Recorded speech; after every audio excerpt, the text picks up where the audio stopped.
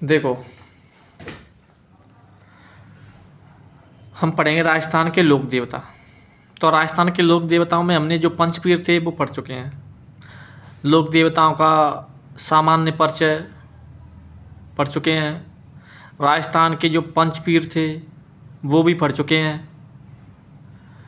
और आज पढ़ेंगे हम पंचपीरों के अलावा जो अन्य देवता हैं, लोक देवता हैं। तो किस लोक देवता के बारे में पढ़ेंगे आज? देवनारायण जी के बारे में। देखो, देवनारायण जी, जय हो देवनारायण जी। देवनारायण जी का जन्म, सबसे पहले ये देखेंगे कि देवनारायण जी का जन्म कब हुआ था। देवनारायण जी का जन्म 1243 में। कब हुआ था? 1243 में, माघ शुक्ल षष्ठी, माह के महीना में शुक्ल पक्ष में और षष्ठी के दिन। कब हुआ था? माघ शुक्ल षष्ठी, माघ शुक्ल षष्ठी, शुक्ल षष्ठी, माघ के महीना में माघ शुक्ल षष्ठी। अब देखो, हमने एक लोक देवता पढ़ा था। वो लोक देवता था पावू जी। पावू जी का जन्म कब हुआ था? तो 1239 में। पावू जी का जन्म 1239 में हुआ था। ठीक है, चैत्र अमावस्या। और कहाँ पर हुआ था? कोलूमंड फलोदी। अब मुझे एक बात बताइए कि पावू जी के बाद देवनारायण जी का जन्म कितने साल बाद हुआ था? तो 4 साल बाद। भाई, पावू जी का जन्म 1239 में हुआ था, और 1239 में अगर 4 जोड़ेंगे तो 1243। तो 1243 में किसका जन्म हुआ? देवनारायण जी का। कब हुआ? माघ शुक्ल षष्ठी, माघ शुक्ल षष्ठी। समझ रहे मेरी बात? और कहाँ पे हुआ था? तो देखो, गोट दड़वता, गोट दड़वता। ठीक है, गोट दंडवता या दंडवता कर लो, थोड़ा आसान हो रहेगा याद करना। दंडवता, ठीक है। तो गोट दंडवटा, तो गोट दंडवटा में एक डूंगरी थी, उस डूंगरी का नाम है मालेश्वर की डूंगरी। माल धन ईश्वर। तो माल धन ईश्वर कौन सा? गुड़ संधि का उदाहरण है। तो मालेश्वर की डूंगरी पर हुआ था। मालेश्वर की डूंगरी कहाँ पर है? गोट दंडवता, गोट दंडवटा। और गोट दंडवटा कहाँ पर है? आसिंद तहसील। और आसिंद तहसील कहाँ पर है? भीलवाड़ा में। तो देवनारायण जी का जन्म जन्म मालेश्वर की डूंगरी, गोट दंडवता, आसिंद भीलवाड़ा में हुआ था। देवनारायण जी का जन्म 1243 माघ शुक्ल षष्ठमी के दिन मालेश्वर की डूंगरी, गोठ दंडवता, आसिंद भीलवाड़ा में हुआ था। बोलो, यहाँ तो कोई दिक्कत है? आगे देखो, देवनारायण जी के जो पिताजी थे उनका नाम था सवाई भोज बगड़ावत। ठीक है, बगड़ावत क्यों कहते थे उन्हें? बगड़ावत तो इसलिए कहते थे क्योंकि जी कुल 24 भाई थे, उन 24 भाइयों को बगड़ावत कहा जाता था। ठीक है, और देवनारायण जी की आराधना में कौन सा गीत गाया जाता है? बगड़ावत, जो मैं पढ़ा चुका हूँ तुम्हें। तो देवनारायण जी के पिताजी का नाम सवाई भोज बगड़ावत। सवाई भोज बगड़ावत का भी मंदिर है। कहाँ पर? आसिंद भीलवाड़ा में। आसिंद भीलवाड़ा। भाई, देवनारायण जी का जन्म भी कहाँ हुआ था? आसिंद भीलवाड़ा में। कौन से गांव में? गोठ दंडवता गांव में। गोठ दंडवता में कौन सी डूंगरी है? मालेश्वर की डूंगरी। तो मालेश्वर की डूंगरी पर उनका जन्म हुआ था। और मालेश्वर की डूंगरी पड़ती है गोठ दंडवता, और गोठ दंडवता पड़ता है आसिंद तहसील में, और आसिंद तहसील पड़ती है भीलवाड़ा में। ठीक है, तो आसिंद भीलवाड़ा में ही सवाई भोज का क्या है? मंदिर बना हुआ है। मंदिर, सवाई भोज का मंदिर। ठीक है, आसिंद भीलवाड़ा। और सवाई भोज का जो मेला लगता है वो आश्विन शुक्ल अष्टमी के दिन लगता है। आश्विन शुक्ल अष्टमी के दिन। लेकिन एक क्वेश्चन आ चुका है कि सवाई भोज का मेला कब लगता है? तो आश्विन शुक्ल अष्टमी के दिन लगता है। लेकिन एक क्वेश्चन एसआई में आ चुका है। एसआई, राजस्थान मतलब एसआई में पीएसआई। तो एसआई में क्वेश्चन माना था आश्विन शुक्ल सप्तमी। आश्विन शुक्ल सप्तमी को माना है। ठीक है। अगर ए आएगा तो ए नहीं आएगा, अगर ए आएगा तो फिर ए नहीं आएगा। ठीक है, तो आश्विन शुक्ल सप्तमी या आश्विन शुक्ल अष्टमी को। ठीक है, वैसे देखा जाए तो मेला आश्विन शुक्ल अष्टमी को ही लगता है, लेकिन एसआई के पेपर में आश्विन शुक्ल सप्तमी माना था। सवाई भोज का मंदिर कहाँ पर है? आसिंद भीलवाड़ा। आसिंद भीलवाड़ा। मेला कब लगता है? आश्विन शुक्ल अष्टमी, लेकिन एसआई में क्या माना था? आश्विन शुक्ल सप्तमी। बात समझ में आई क्या नहीं आई? अब बात करेंगे माता का नाम। देव नारायण जी की माता का नाम क्या है? तो सेठू खट्टाड़ी। सेठू खट्टाड़ी। देव नारायण जी की माता का नाम सेठू खट्टाड़ी। ठीक है, अगर क्वेश्चन आ जाए कि देव नारायण जी की माता का नाम क्या है, तो सेठू खट्टाड़ी। कहाँ की थी? उज्जैन की। उज्जैन की। मैंने बताया जब मैंने मेला पढ़ाया था, वो सॉरी त्यौहार पढ़ाया था, तो उज्जैन कहाँ पड़ता है? एमपी में। कहाँ पड़ता है? एमपी में। उज्जैन किस नदी के किनारे है? शिप्रा नदी के किनारे। और यहीं पर तुम्हारी दुर्गादास राठौड़ की छतरी बनी हुई है। उज्जैन में महाकालेश्वर मंदिर है। ठीक है, महाकालेश्वर मंदिर कहाँ पर है? उज्जैन में। दुर्गादास राठौड़ की छतरी कहाँ पर है? उज्जैन में। भर्तरी, जो राजा भर्तरी थे वो भी कहाँ के थे? उज्जैन के थे। ठीक है, मैं बता चुका हूँ। तो सेठू खट्टाड़ी कहाँ की है? उज्जैन की। ठीक है, और देखो पत्नी, देव नारायण जी की पत्नी का नाम था पीपल दे। People they. ठीक है, देव नारायण जी की पत्नी का नाम पीपल दे। पाते पत्नी, पाते पीपल और देव। और मुझे बात बताइए, अधिकांशतः जो देव होते हैं वो पीपलों के नीचे पाए जाते हैं, नहीं पाए जाते हैं? मतलब जिनके मंदिर कहाँ पाए जाते हैं? पीपलों के नीचे, तो पीपल दे। ठीक है, तो ये मतलब याद करने के लिए बता रहा हूँ। ठीक है, माता का नाम सेठू खट्टाड़ी। ठीक है, सेठू खट्टाड़ी। ठीक है, देखो याद कैसे करेंगे? पिताजी का नाम साते सवाई भोज। साते सेठू, तो सेठू खट्टाड़ी और सवाई भोज। सवाई भोज इनके पिताजी का नाम था और सेठू खट्टाड़ी इनकी माता का नाम था। और पाते पत्नी और पाते पीपल दे। मतलब भाई देव कहाँ पाए जाते हैं? अधिकांशतः। भाई देव का मतलब जो देव मतलब देवताओं के मंत्र अधिकांशतः पीपलों के नीचे पाए जाते हैं, नहीं पाए जाते हैं? ठीक है, तो पीपल दे। और पीपल दे के पिताजी का नाम था जय सिंह परमार। कौन सा परमार? जय सिंह परमार। और जय सिंह परमार कहाँ के थे? धार के शासक थे। धार कोई रियासत थी, वहाँ के शासक थे। और धार कहाँ पर पड़ती है? एमपी में। एमपी को ब्राह्मणों का देश कहते हैं। किसने कहा था? अवैन स्वंग ने। अवैन स्वंग की पुस्तक का नाम क्या है? CUK, वो मैं बता चुका हूँ। ठीक है, तो पत्नी पीपल दे के पिताजी का नाम जय सिंह परमार। जय सिंह परमार कहाँ के थे? धार के शासक एमपी के थे। ठीक है, अब देखो देव नारायण जी के बेटा का नाम बाला, बेटी का नाम बाली। तो बेटा बाला, बेटी बाली, बाला बाली। देव नारायण जी के बेटा का नाम था बाला, बेटी का नाम बाली। बेटा बाला, बेटी बाली। ठीक है, सहयोग मतलब सहयोगी। देव नारायण जी के जो सहयोगी थे वो कौन था? तो देव नारायण जी के सहयोगी थे, वो थे मार्कंड देव। कौन सा देव? मार्कंड देव। समझ में आया कि नहीं आया? देखो जो देव नारायण जी थे, देव नारायण जी के सहयोगी का नाम था मार्कंड देव। कौन सा देव? मार्कंड देव। देखो याद कर ही लेना यार, सहयोगी पूछ सकता है, क्योंकि देखो हमने पाबू जी के सहयोगी पद पढ़े थे, हमने गोगा जी के सहयोगी पढ़े थे। ठीक है, और हमने रामदेव जी के सहयोगी भी पढ़े थे या नहीं पढ़े थे? गोगा जी के सहयोगी कौन कौन से थे? एक बज्जू कोतवाल और जवाहर पांड्या। रामदेव जी के सहयोगी कौन से थे? तो रामदेव जी के सहयोगी थे अरजी भाटी। ठीक है, लक्की बंजारा और रत्ना राय का। पाबू जी के जो सहयोगी थे वो थे, मतलब तुम्हारे कौन कौन से थे? चांदा, हरमल, डोमा, सलजी, सामत जी। पढ़ाया कि नहीं पढ़ा? तो ऐसे ही देव नारायण जी के सहयोगी का नाम क्या है? मार्कंड देव। और मार्कंड देव का मंदिर कहाँ पे बना हुआ है?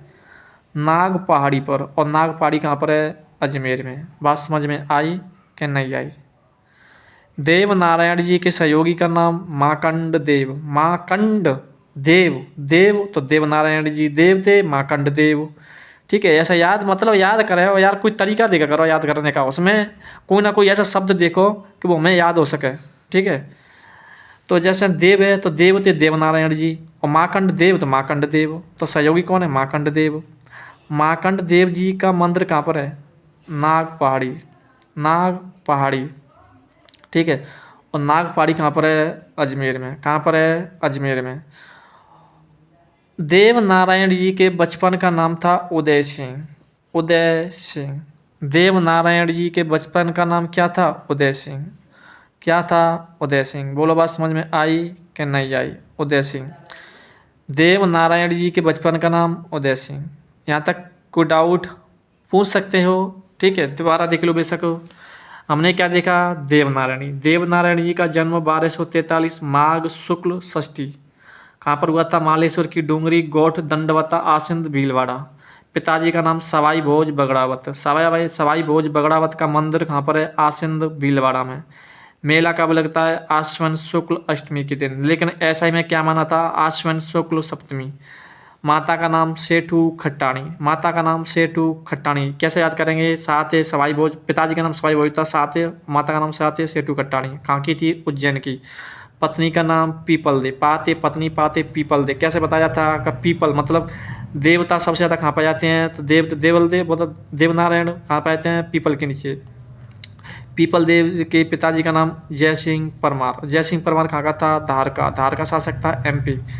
बेटा का नाम बाला, बेटी का नाम बाली। बेटा बाला, बेटी बाली। सहयोगी मार्कंड देव। कैसे बताया जाता? देव तो देव नारायण देव तो मार्कंड देव।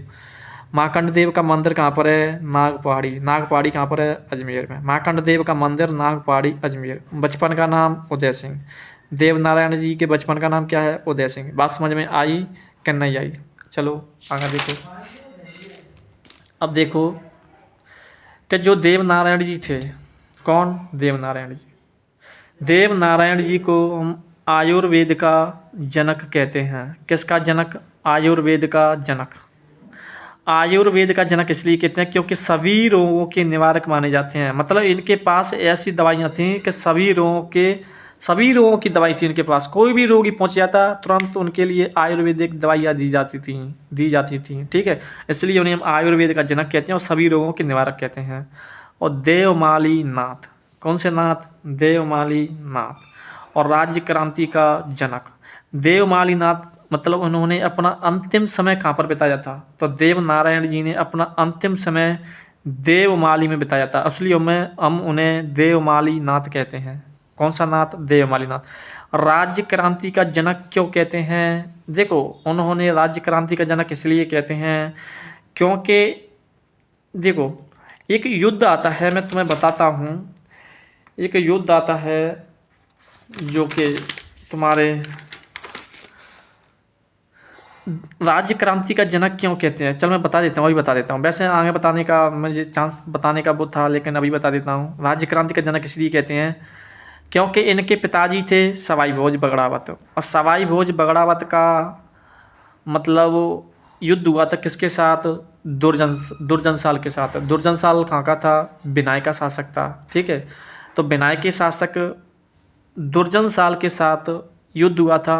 तो उस युद्ध में देव नारायण जी के 2400 भाई, मतलब देव नारायण जी के पिताजी थे ना, तो पिताजी के 2400 भाई वीर गति को प्राप्त हुए थे।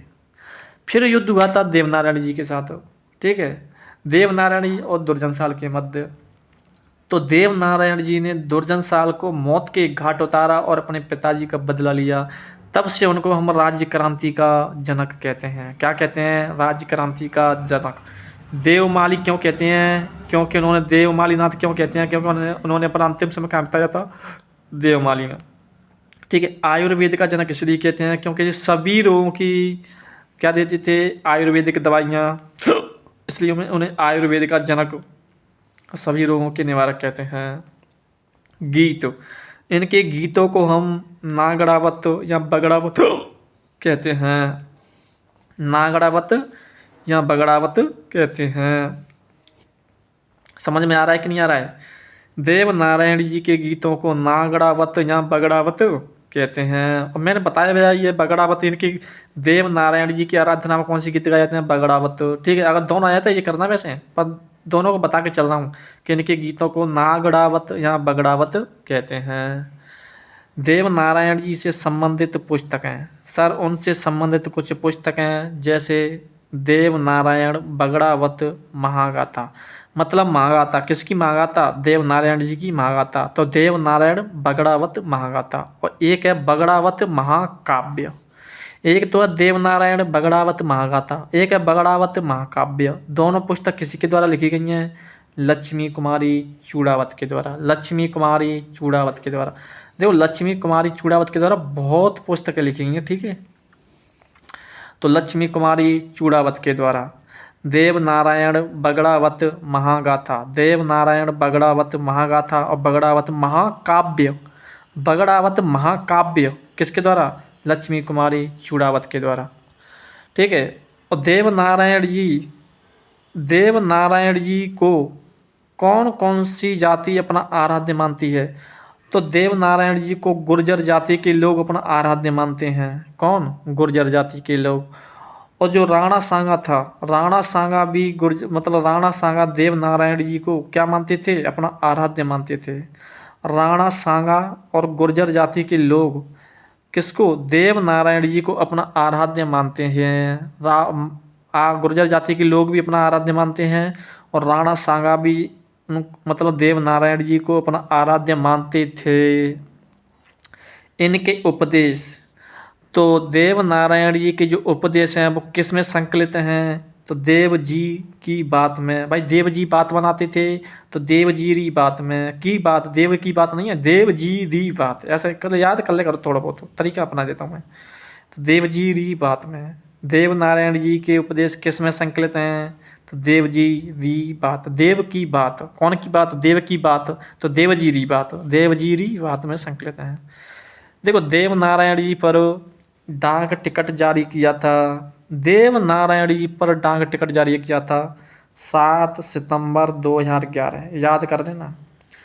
देव नारायण जी पर डाक टिकट जारी किया, कब किया, 7 सितंबर 2011। 7 सितंबर 2011 कितने का, 5 रुपये का। 5 रुपये का डाक टिकट जारी किया था 7 सितंबर 2011।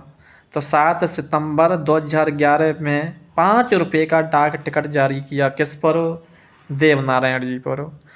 इनकी फिल्म, देखो देव नारायण जी पर फिल्म भी बन चुकी है, और इनकी फिल्म का जो किरदार निभाया था वो नाथू सिंह गुर्जर ने निभाया था। कौन से गुर्जर, नाथू सिंह गुर्जर, नाथू सिंह गुर्जर, ठीक है, नाथू सिंह गुर्जर। और देव नारायण जी अपना अंतिम समय कहाँ बिताते हैं, देवमाली में। कहाँ बिताते हैं, देवमाली। और देवमाली कहाँ पड़ती है, ब्यावर। कहाँ पड़ती है, ब्यावर, ठीक है। देवमाली कहाँ पड़ती है, ब्यावर में। तो देव नारायण जी पर डाक टिकट जारी कब किया था, 7 सितंबर 2011। कितने का, 5 रुपये का। इनकी फिल्म का किरदार किसने निभाया, नाथू सिंह गुर्जर ने। देव नारायण जी अपना अंतिम समय कहाँ बिताते हैं, देवमाली में। तभी तो उनको देवमाली नाथ कहते हैं। कहाँ, देवमाली कहाँ पड़ता है, ब्यावर में। बोलो बात समझ में आई या नहीं आई। देखो अब पढ़ेंगे हम देव नारायण जी की फड़। देखो देव नारायण जी की फड़ सबसे बड़ी फड़ है, सबसे बड़ी और सबसे छोटी, सबसे लंबी और सबसे चौड़ी। अगर पूछ लिया जाए कि सबसे लंबी फड़ किसकी है, देव नारायण जी की। सबसे चौड़ी फड़ किसकी है, देव नारायण जी की। और सबसे लंबी, सबसे बड़ी किसकी है, देव नारायण जी की। सबसे छोटी किसकी है, तो देव नारायण की। मतलब बड़ी है तो छोटी भी है, लंबी है तो चौड़ी भी है, ठीक है। तो देव नारायण सबसे बड़ी, सबसे छोटी, सबसे लंबी और सबसे चौड़ी। और देव नारायण जी की जो फड़ है वो कितनी लंबी है, 30 फीट। कितनी फीट, 30 फीट, 30 फीट। और देव नारायण जी की जो फड़ है वो कितनी फीट चौड़ी है, 5 फीट, 5 फीट, 5 फीट चौड़ी है, ठीक है। 30 फीट लंबी है, 5 फीट चौड़ी है, ठीक है। और देव नारायण की सबसे प्राचीन फड़ मानी जाती है। सबसे प्राचीन फड़ किसकी है, देव नारायण जी। सबसे प्राचीन फड़ किसकी है, देव नारायण जी की। और सबसे ज़्यादा प्रसंगों वाली फड़ कौन सी है, देव नारायण जी की। सबसे प्राचीन, सबसे ज़्यादा प्रसंगों वाली, किसकी है? देवनारायण जी की। सबसे ज़्यादा प्रसंग कौन सी फड़ में है? तो देवनारायण जी की फड़ में है। ठीक है। और देवनारायण जी की फड़ में कुल कितने पेज हैं? तो 1200 पेज हैं। कुल 1200 पेज हैं। और 1200 तो पेज हैं, लेकिन पंक्तियाँ कितनी हैं? पंक्तियाँ मतलब लाइन न्यो, तो 15,000 पंक्तियाँ हैं। कितनी पंक्तियाँ? 15,000। मतलब 1200 पेजों में 15,000 पंक्तियाँ हैं। और कुल गीत कितने हैं? तो 1200 पेजों में 15,000 पंक्तियों में कुल कितने गीत लिखे हुए हैं? 335। 335 गीत हैं कुल। 335 सतुपतु 35 335। ठीक है, 335। कुल पेज कितने हैं? 1200। कुल पंक्तियाँ कितनी हैं? 15,000। 15,000। और कुल गीत कितने हैं? 335। ठीक है। और सर्वाधिक प्रसंगों वाली, मैंने ये बता दिया कि सबसे ज़्यादा प्रसंगों वाली है, सबसे सर्वाधिक प्रसंगों वाली, एक ही बात है। ठीक है। सर्वाधिक प्रसंगों वाली फड़ कौन सी है? देवनारायण जी की फड़। और सबसे ज़्यादा चित्र वाली, सबसे ज़्यादा चित्र कौन सी फड़ में बने हुए हैं? तो देवनारायण जी की फड़ में। सबसे ज़्यादा चित्र, सर्वाधिक चित्रों वाली जो फड़ है वो देवनारायण जी की फड़ है। किसकी है? देवनारायण जी की। ठीक है। और देवनारायण जी की फड़ पर डाक टिकट जारी कब किया था? तो 2 सितंबर 1992। 2 सितंबर 1992। लेकिन देवनारायण जी पर डाक टिकट जारी कब किया था? तो वो 7 सितंबर 2011 में। कितने का? 5 रुपये का। और डाक टिकट उनकी फड़ पर कितने रुपये का डाक टिकट जारी किया था? 5 रुपये का। 5 रुपये का उन पर किया है उनकी, और फड़ पर भी 5 रुपये का। लेकिन डाक टिकट जारी देवनारायण जी पर किया था 7 सितंबर 2011 में। और इनकी फड़ पर डाक टिकट जारी किया था 2 सितंबर 1992। 1992, 2 सितंबर 1992। एकमात्र ऐसी फड़ है किसकी? देवनारायण जी की। एकमात्र ऐसी फड़ है जिस पर डाक टिकट जारी किया था। कब? 2 सितंबर 1992। 2 सितंबर 1992। ठीक है। 5 रुपये का। देखो, देवनारायण जी की फड़ का जो वाचन किया जाता है वो कौन करते हैं? गुर्जर जाति के लोग। कौन? गुर्जर जाति के लोग। लेकिन जो गुर्जर जाति के जो लोग होते हैं वो कैसे होते हैं? अविवाहित। मतलब अविवाहित लड़कों द्वारा उनकी फड़ का वाचन किया जाता है। किसकी? देवनारायण जी की फड़ का वाचन। ठीक है। और इनकी फड़ का वाचन करते समय एक कथा सुनाई जाती है। कौन सी कथा? बगड़ावत कथा। ठीक है भाई, बगड़ावत तो चीज़ थी, तो कौन सी कथा सुनाई जाती है? बगड़ावत कथा सुनाई जाती है। कौन सी कथा? बगड़ावत कथा सुनाई जाती है। बात समझ में आ रही है कि नहीं आ रही है? जैसे मैंने कहा कि पाऊ जी की फड़ का वाचन कौन करते हैं? रायका जाति के लोग। कौन से वाद्य यंत्र के साथ? तो रावण हत्ता वाद्य यंत्र के साथ। उसी प्रकार मतलब देवनारायण जी की फड़ का वाचन कौन करते हैं? गुर्जर जाति के लोग। लेकिन वो कैसे होने चाहिए? अविवाहित। कैसे होने चाहिए? अविवाहित। और फड़ का वाचन करते समय कौन सी कथा सुनाई जाती है? बगड़ावत कथा सुनाई जाती है। कौन सी? बगड़ावत कथा। ठीक है। लेकिन जो देवनारायण जी की जो फड़ है जो वर्तमान में कहाँ पर रखी हुई है? जर्मनी म्यूजियम में। कौन सी म्यूजियम? Germany museum. तो देवनारायण जी की फड़ वर्तमान में कहाँ रखी हुई है? जर्मनी म्यूजियम में। ठीक है। फड़ क्या होती है? फड़ कहते हैं जो पर्दे के पीछे देवी देवताओं के जीवन के चित्रण को, मतलब पर्दा, ऐसे पर्दा जैसे कोई देवी देवता होती है तो देवी देवताओं की जो मूर्ति होती है ना, तो देवी देवताओं की मूर्ति के पीछे जो एक पर्दा होता है उस पर्दे पर उनकी जीवनी लिखी होती है, उनका कुछ चित्र लिखे हुए चित्र मिलते हैं, उसी को फड़ कहते हैं। तुम देखना कभी हमेशा देवी देवताओं के पीछे एक पर्दा मिलेगा, पर्दे के पीछे उनके जीवन के बारे में मिलेगा। ठीक है। उनके कुछ चित्र मिलेंगे, उन्हीं को क्या कहते हैं? फड़ कहते हैं। तो पर्दे के पीछे देवी देवताओं के जीवन चित्र को फड़ कहते हैं। बात समझ में आई कि नहीं आई? देखो, अरे ये तो मैंने बता ही दिया था। देवमाली नाथ आयुर्वेदिक के जनक, सभी रोगों के निवारक, ये तो मैं बता दिया यार। चलो दोबारा आ गई थी जी। देवमाली नाथ आयुर्वेदिक के जनक, सभी रोगों के निवारक, राज्य क्रांति का जनक। ठीक है। नीम की पत्ती, देखो आयुर्वेद में जो किसका प्रयोग करते थे, नीम की पत्तियों का, किसकी पत्तियों का, नीम की पत्तियों का, और गोमूत्र, गोमूत्र गाय का मूत्र और गाय का गोबर, गाय का मूत्र, गाय का गोबर और नीम की पत्तियां, इन तीनों का प्रयोग करते थे। कौन? देवनारायण जी। ठीक है। देवमालीनाथ क्यों कहते हैं कि उन्होंने अपना अंतिम समय कहाँ बिताया? देवमाली, देवमाली कहाँ पड़ता है? ब्यावर में। आयुर्वेदिक का जनक क्यों कहते हैं? क्योंकि ये सभी रोगों के निवारक भी कहते हैं, और रोगों का निवारक करने के लिए ये क्या करते थे? आयुर्वेद का प्रयोग करते थे, तो इसलिए उन्हें आयुर्वेद का जनक भी कहते हैं। और राज्य क्रांति का जनक क्यों कहते हैं? देखो, जो युद्ध हुआ था किन किन के मध्य, सवाई भोज और दुर्जनसाल। दुर्जनसाल कहाँ का शासक था? बिनाय का शासक। बिनाय, शायद बिनाय वर्तमान में ब्यावर में पड़ता है। ठीक है। बिनाय का शासक था दुर्जनसाल।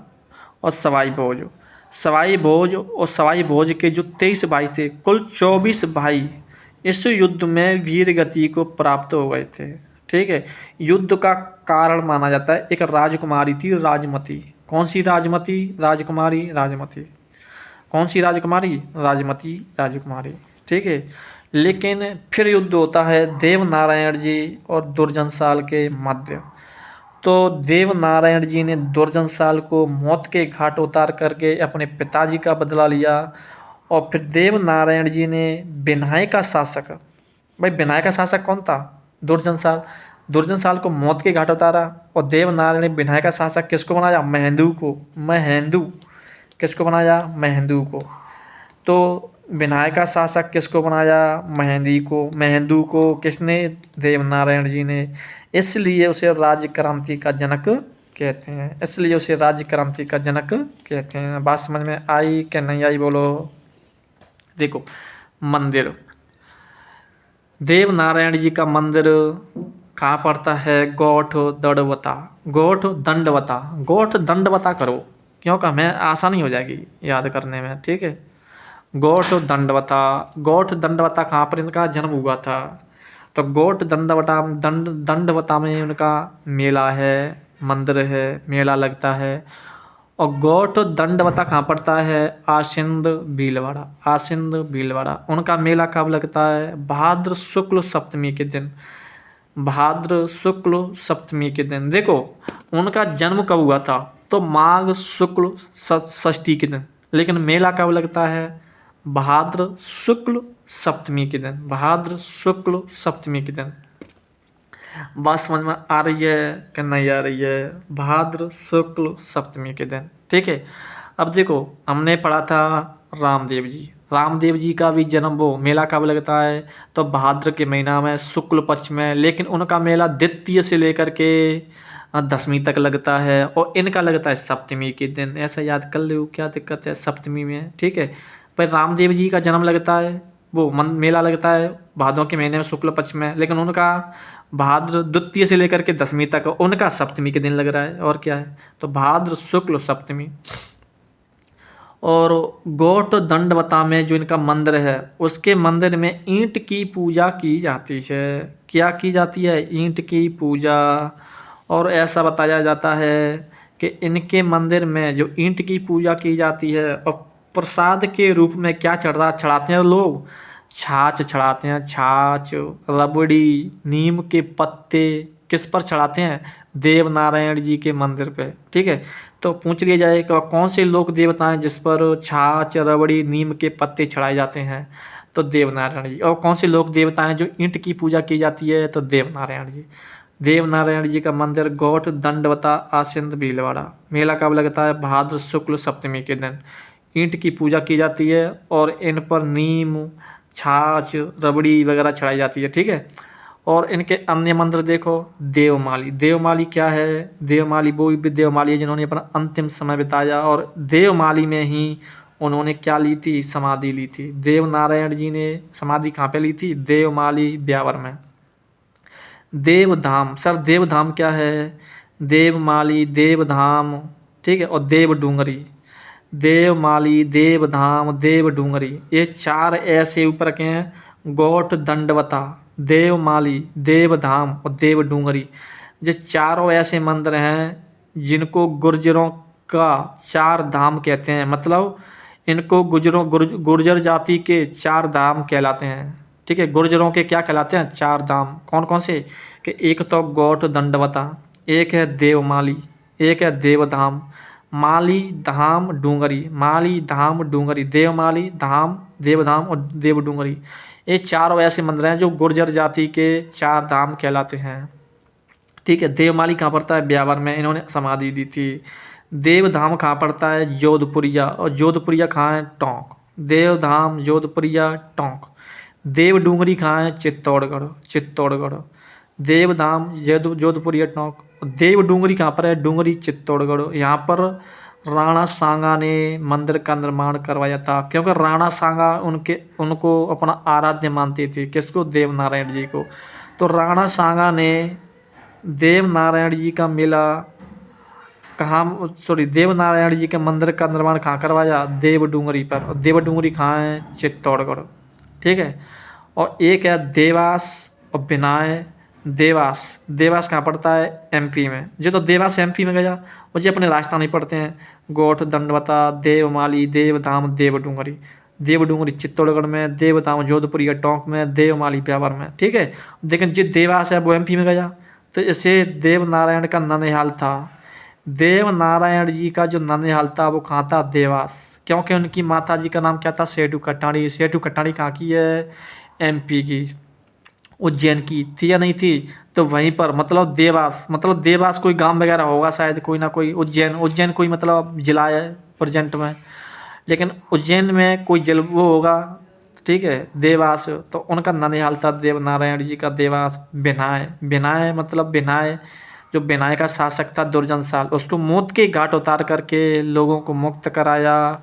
ठीक है, इसलिए वहाँ पर भी मंदिर बना हुआ है बिनाय अजमेर में। एक है गुजरियावास नागौर में, गुजरियावास नागौर, गुजरियावास नागौर। तो इनके 7 मंदिर हैं। ठीक है, गुजरियावास नागौर। एक तो बिनाय अजमेर, देवास एमपी, बिनाय अजमेर और गुजरियावास नागौर। गुजरिया, भाई गुजर जाति की ज़्यादा मानते हैं इनको, मानते हैं ना मानते हैं? तो गुजरियावास, गुजर कहाँ पर है? नागौर में।